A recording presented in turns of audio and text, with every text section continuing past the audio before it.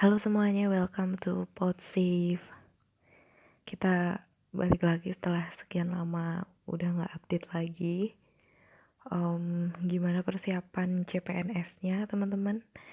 Jadwal untuk CPNS 2021 sepertinya udah keluar ya.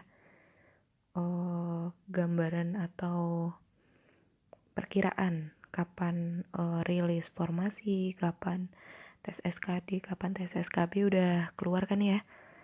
Nah mulai sekarang silakan persiapkan diri sebaik-baiknya karena kita nggak tahu saingan kita nanti itu orang yang kayak gimana, apakah lebih rajin daripada kita, apakah dia lebih pintar daripada kita, apakah dia lebih memiliki pengalaman yang lebih banyak gitu. Jadi persiapkan diri sebaik-baiknya, oke? Nah kali ini saya mau menambahkan materi sedikit yang kemarin keluar di FRSKB tahun 2019 yang lalu. Saya lupa untuk menambahkan materi ini di depan karena ini termasuk materi non K3 sih. Saya nggak tahu apakah ini masuk K3 atau enggak, tapi lingkupnya masih tentang tenaga kerja, masih kayak lingkungan kerja gitu, tapi saya nggak tahu apakah ini masih tergolong K3 atau enggak, karena ini menurut saya tergolong umum sih. Oke, yaitu kawasan industri. Nah, kawasan industri ini kenapa saya bahas di sini karena keluar ada beberapa soal yang bertanya mengenai pengertian kawasan industri gitu. Jadi daripada nanti keluar juga di tahun 2021 ini, jadi saya kasih tahu aja sekalian gitu. Terus saya cariin pengertian dari kawasan industri gitu. Nah, salah satunya saya ketemu di Undang-Undang Perindustrian Nomor 3 Tahun 2014.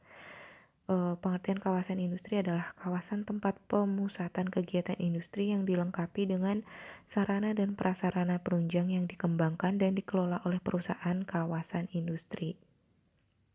Itu ya. Bagi teman-teman yang susah ngafalin ini, gimana sih harus ngafalin kalimat sepanjang ini gitu?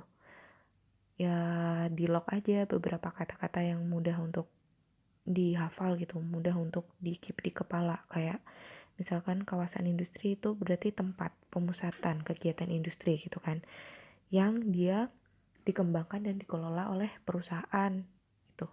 Udah di keep itu aja, soalnya kadang-kadang kan di pilihan jawaban bikin bingung tuh. Nah di keep yang kelihatannya bisa untuk ancar-ancar lah kalau orang Jawa bilang gitu.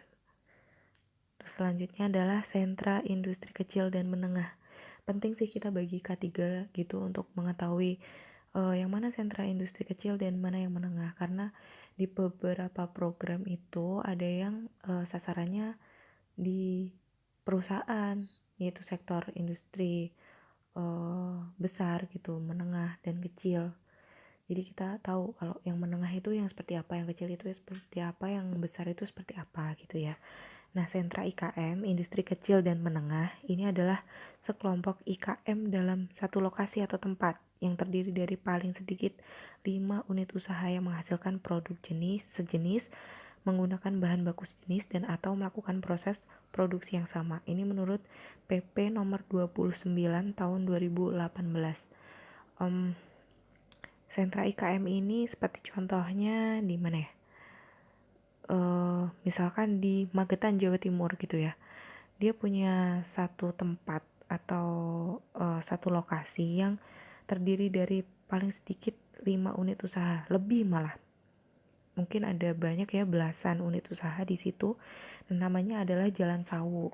Nah, di situ Jalan Sawu ini dia ada sentra industri kulit gitu ya, sepatu, tas, sabuk yang terbuat dari kulit. Nah, itu bisa dikatakan sebagai sentra IKM atau sentra industri kecil menengah karena dia apa?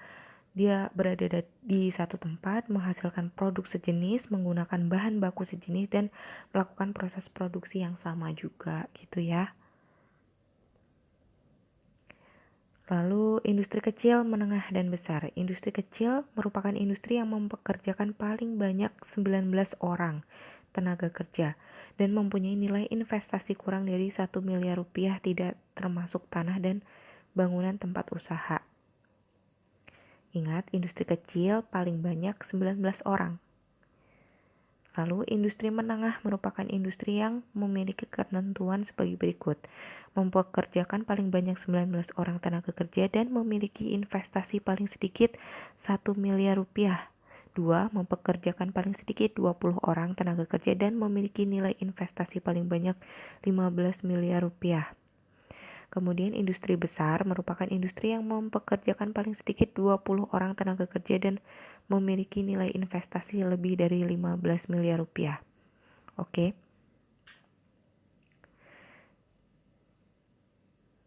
Jadi bisa dilihat ya, kalau industri menengah itu dia paling sedikit 19 sampai 20 orang. Kalau industri besar itu lebih dari 20 orang gitu. Gampang ya untuk dihafal ya, industri kecil, menengah dan besar. Oke, itu aja.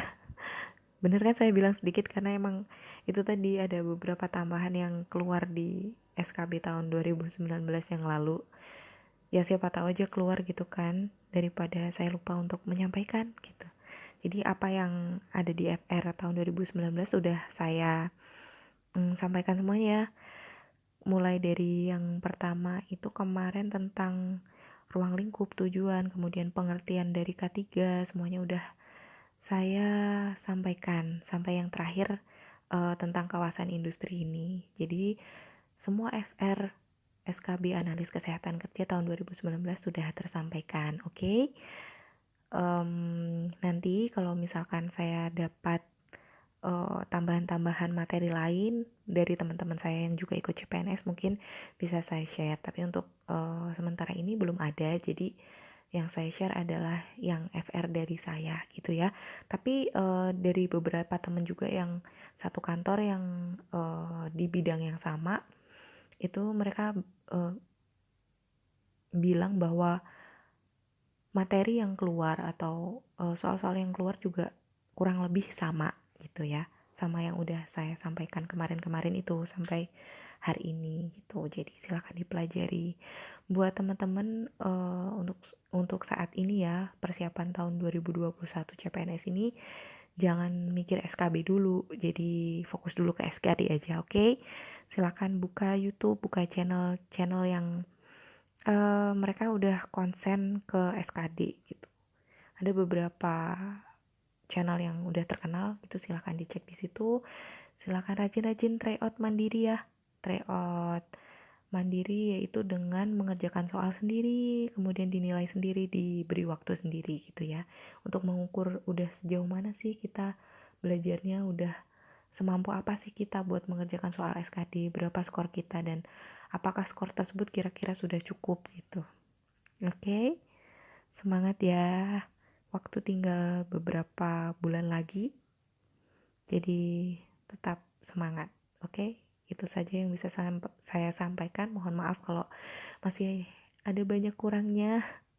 Karena saya nggak terbiasa ngomong kayak gini ke banyak orang. Tapi semoga apa yang bisa saya sampaikan ini bisa bermanfaat. Nggak cuma buat teman-teman tapi buat saya juga. Oke. Itu saja. Terima kasih.